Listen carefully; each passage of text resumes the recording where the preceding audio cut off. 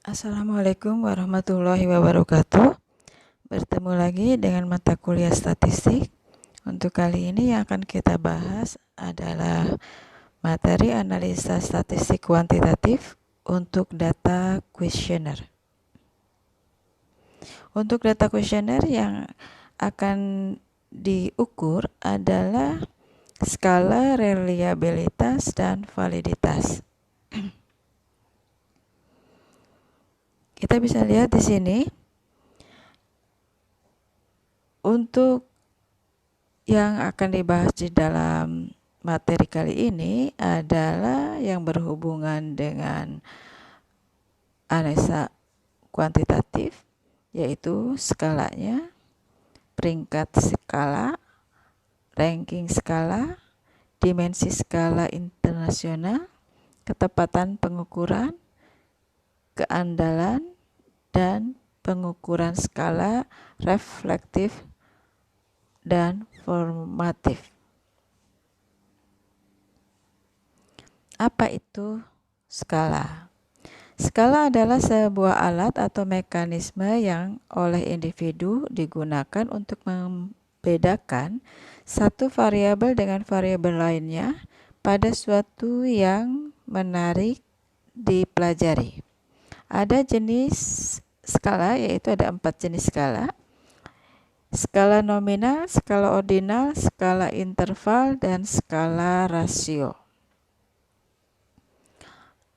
Keempat skala itu adalah skala nominal, yaitu angka yang diberi hanya sebagai label saja. Contohnya, pria diberi label 1, wanita diberi label 2. Warna bunga mawar, misalnya putih, kuning, dan merah. Kemudian, skala ordinal. Angka mengandung pengertian tingkatan. Di sini kita akan mengambil tingkatan di mana tidak setuju itu sama dengan 1, setuju itu 2, skala setuju, sangat setuju itu 3. Nah, skor 1 menunjukkan lebih rendah dari skor 2 dan 3. Kemudian skala interval. Skala interval itu adalah angka yang mengandung sifat ordinal dan mempunyai jarak atau interval. Tidak ada nol mutlak ya di sini. Contohnya sangat panas itu 81 sampai 100 Celcius. Panas itu 51 sampai 80 Celcius, hangat itu 20 sampai 50 Celcius. Kemudian skala rasio. Angka mempunyai nilai 0 absolut dan dapat dibandingkan seperti rasio dan presentasi. Contohnya umur, waktu, kecepatan, dan jumlah mahasiswa yang hadir dalam satu pekan. Tinjauan skala dan perbedaannya. Untuk nominal, ini lebih kepada perbedaan klasifikasi.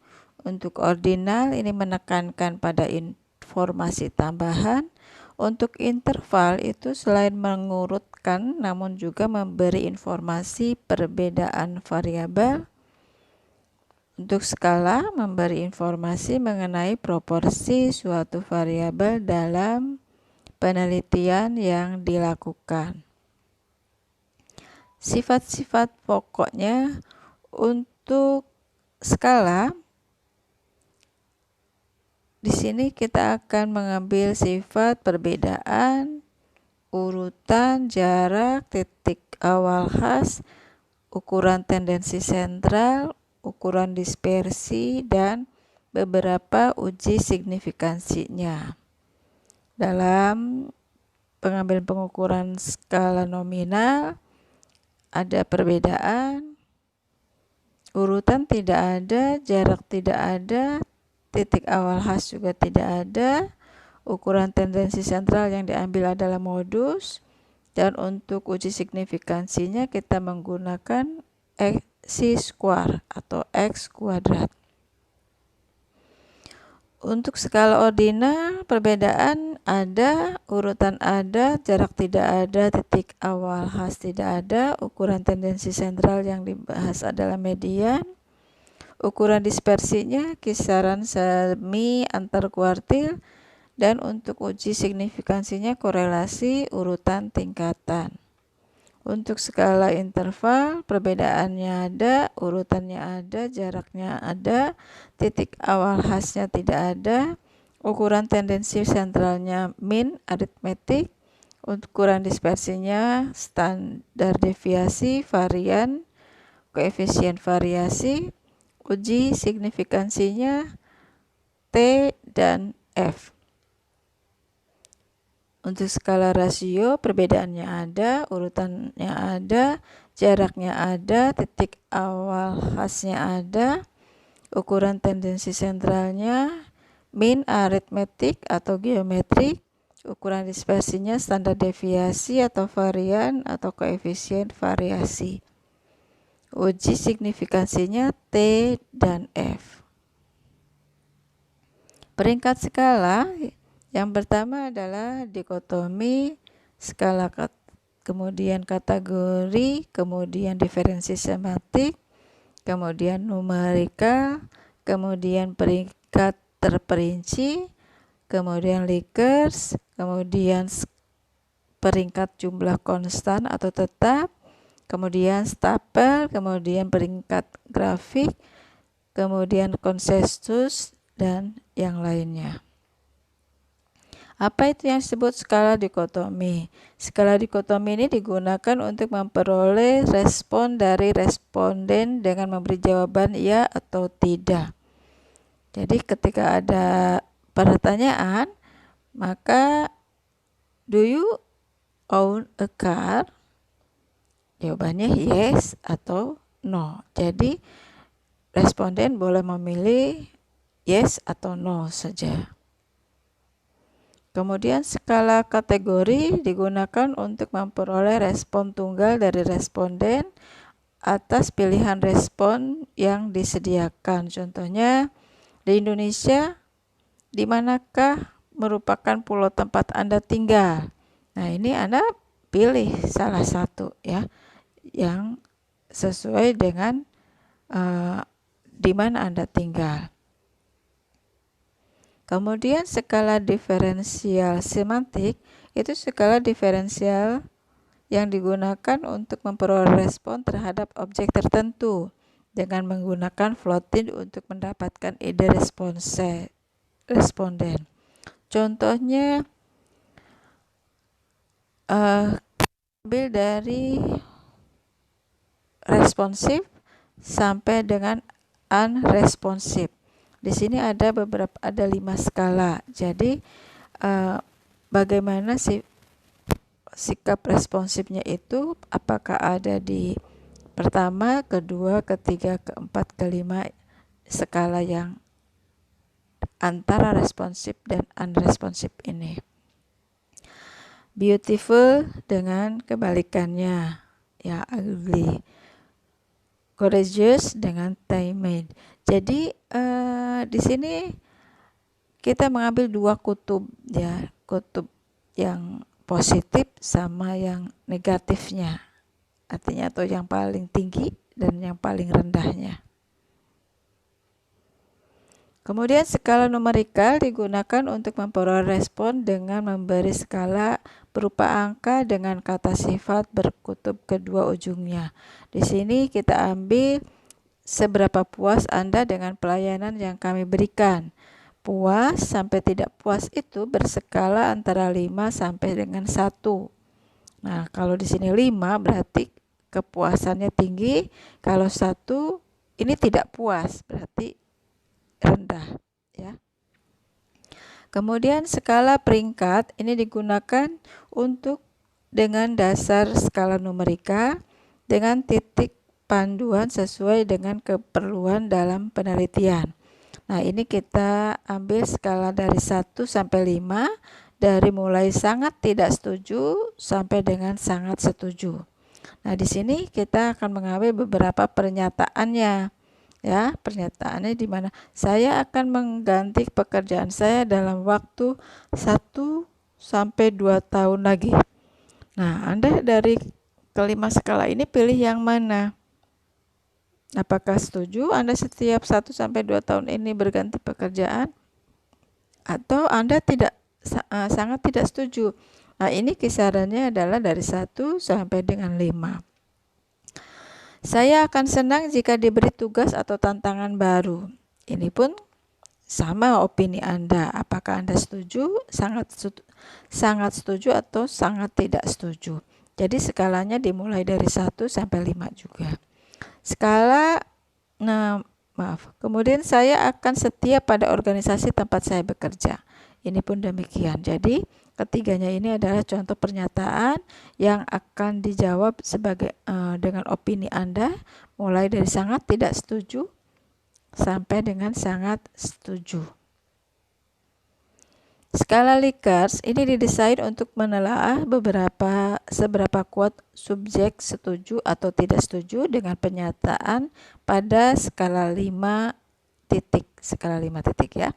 Di sini ada strongly disagree, need agree on disagree,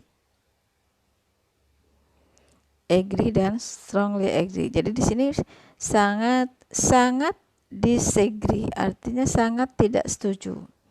Disagree tidak setuju. Neither atau jadi di sini antara setuju dan tidak setuju ya. Atau kalau bahasa kitanya ini biasa-biasa aja gitu. Nah, ini setuju, kemudian ini sangat setuju. Nah, di sini kita akan memberikan tingkat kesetujuannya itu adalah yang paling tinggi adalah 5. Ya. Dan untuk 1 ini adalah yang paling rendah, atau artinya ya dia tidak setuju gitu. Oke. Kemudian skala peringkat dengan jumlah konstan atau tetap ini didesain di mana responden diminta untuk mendistribusikan sejumlah poin yang diberikan ke berbagai item seperti dalam contoh di bawah ini. Skala jumlah konstan atau tetap, fixed or constant sum scale, ini lebih bersifat skala ordinal atau ordinal scale. Contohnya increasing toilet soap, indicate in important you attach to each of the following voice aspect by alerting point to each to total 100 in all. Jadi di sini kita akan menghitung suatu jumlah berdasarkan yang kita dapatkan. Misalnya di sini nilai performance-nya berapa? 40, safety-nya 10, body style-nya 20, interior design-nya 30. Jadi semua totalnya adalah 100 poinnya. Jadi ini kita lihat adalah merupakan skala peringkat atau jumlah konstan atau tetap. Berikutnya skala Stapel, ini secara simultan mengukur arah dan intensitas sikap terhadap item yang dipelajari. Ini kita ambil titik tengahnya ya, di mana di sini kita ambil sebagai keseimbangannya adalah pada adopsi modern teknologi, product innovation, interpersonal skill. Jadi yang akan kita ambil misalnya dari bagaimana kita beradaptasi dengan teknologi modern, itu ada positif 1, positif 2, positif 3. atau negatif 1, negatif 2, negatif 3. Berikutnya juga dengan produk inovasi, begitu juga bagaimana respon kita, apakah ada di positif 1, positif 2, positif 3, atau negatif 1, negatif 2, negatif 3. Begitu juga untuk interpersonal skill atau kemampuan dari masing-masing personal. Ini pada positif 1, positif 2, positif 3, atau minus 1, minus 2, minus 3. Jadi di sini secara simultan akan mengukur arah dan intensitas sikap terhadap item yang kita pelajari. Berikutnya skala peringkat grafik. Ini menggambarkan grafik yang membantu responden untuk menunjukkan pada skala peringkat grafik jawaban mereka untuk pertanyaan tertentu. Nah, di sini kita lihat juga sama bagaimana opini mereka atau respon mereka terhadap pertanyaan yang tentang performance dimension. Ini ada distinguished, excellent, commendable, adequate, dan poor. Jadi dari mulai yang terbawah bagaimana tingkat opini kitanya sampai dengan yang teratas, ya. Kemudian skala konsensus dibuat berdasarkan konsensus di mana panel juri memilih item tertentu mengukur konsep yang menurut mereka relevan.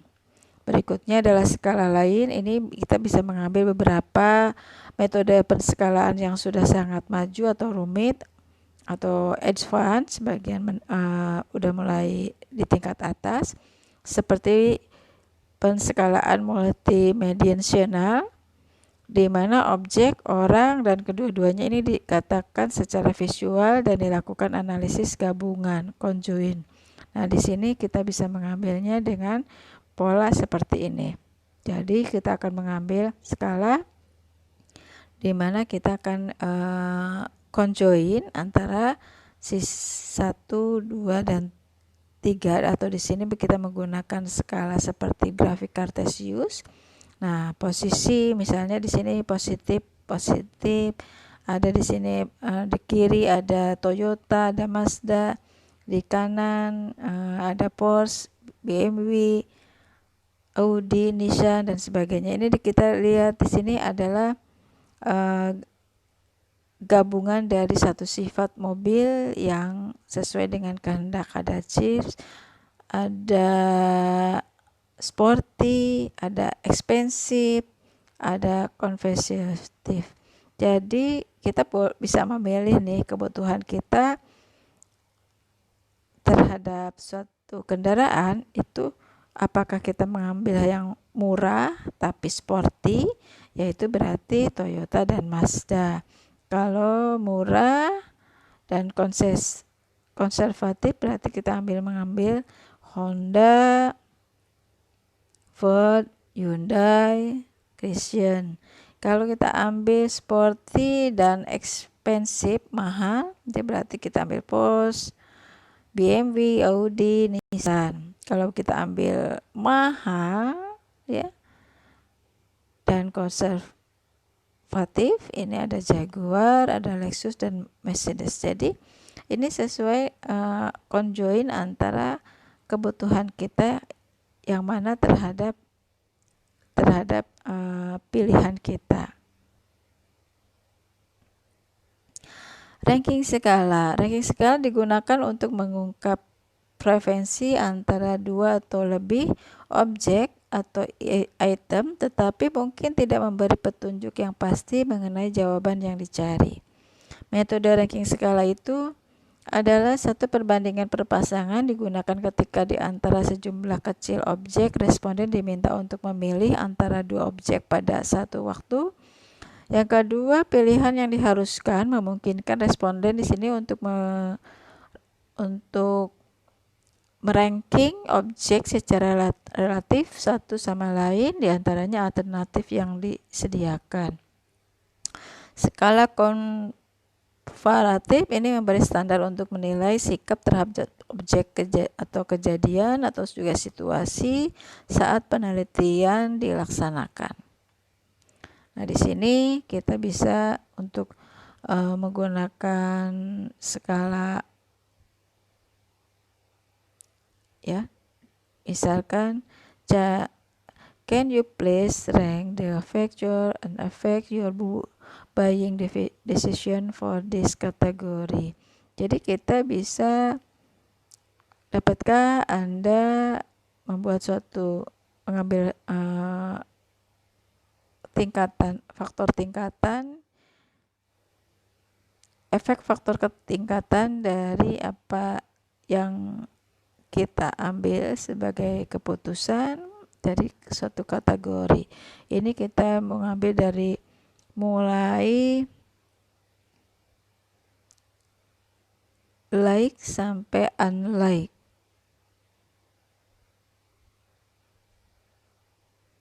Ya. Kemudian di sini juga boleh kita menggunakan dua skala yang berseberangan antara most dan least, ya. Kemudian di sini kita bisa mengambil satu perbandingan dari suatu produk. Kemudian kalau ini adalah kita mengambil suatu kesamaan dan perbedaan, ya. Dimensi skala internasional. Penelitian terbaru menunjukkan bahwa orang-orang dari berbagai negara yang berbeda dalam hal kecenderungan mereka untuk menggunakan ekstrim dari skala rating dan untuk merespon dengan cara yang diinginkan. Temuan ini menggambarkan bahwa menganalisis atau menafsir data yang dikumpulkan di beberapa negara merupakan suatu usaha yang sangat menantang. Ketepatan pengukuran. Ketepatan pengukuran dapat dilakukan dengan menggunakan analisis item terhadap respon atau pertanyaan yang mengungkapkan variabel dan kemudian keandalan dan validitasnya diukur. Keandalan ini reliability dan ini adalah validitas. Ada dua yang akan diukur. Analisis itemnya ini di sini analisis item dilakukan untuk melihat apakah item dalam instrumen memang sudah seharusnya berada dalam instrumen atau tidak, untuk membedakan suatu subjek yang total skornya tinggi dan yang rendah. Validitas. Validitas ini adalah adanya pendalaman persoalan otentisitas hubungan, sebab dan akibat, dan generalisasinya untuk lingkungan eksternal. Ada beberapa jenis uji validitas yang digunakan untuk menguji ketepatan, yaitu validitas isi, yaitu memastikan bahwa pengukuran memasukkan sekumpulan item yang memadai dan mewakili dalam mengungkap suatu konsep. Validitas berdasarkan kriteria, yaitu terpenuhi jika pengukuran membedakan individu menurut suatu kriteria yang diharapkan diprediksi. Kemudian validitas konsep, yaitu menunjukkan seberapa baik hasil yang diperoleh dari pengukuran-ukuran cocok dengan teori yang mendasari desain tes. Hal tersebut dapat dinilai melalui validitas konvergen dan validitas diskriminan. Keandalan, ini reliabilitas.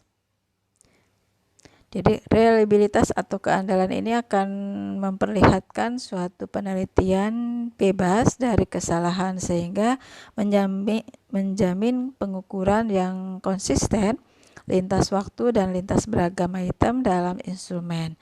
Keandalan suatu pengukuran merupakan indikasi mengenai stabilitas dan konsistensi di mana Instrumen mengurup konsen dengan menekankan pada stabilitas pengukuran, yaitu kemampuan suatu pengukuran untuk tetap sama sepanjang waktu meskipun terdapat kondisi yang tidak dapat dikontrol. Keandalan tes ulang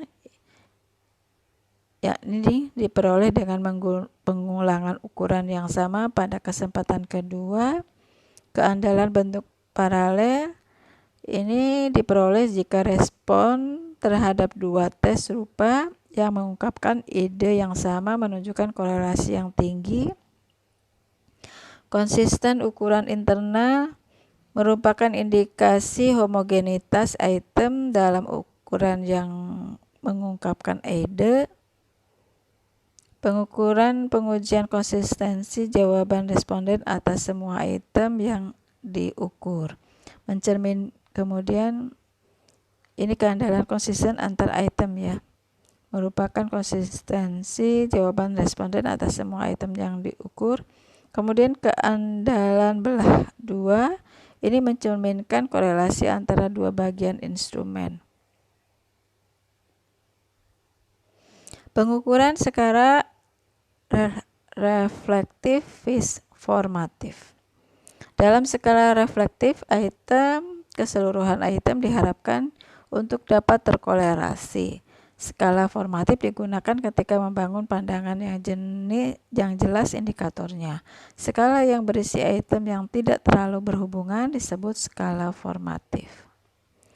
Sampai di sini penyampaian tentang analisa skala yang apa saja yang akan kita berlakukan pada suatu kuesioner. Untuk selanjutnya akan kita bahas bagaimana kita menguji kuesioner dengan metode Excel dan metode SPSS. Terima kasih atas perhatiannya. Assalamualaikum warahmatullahi wabarakatuh.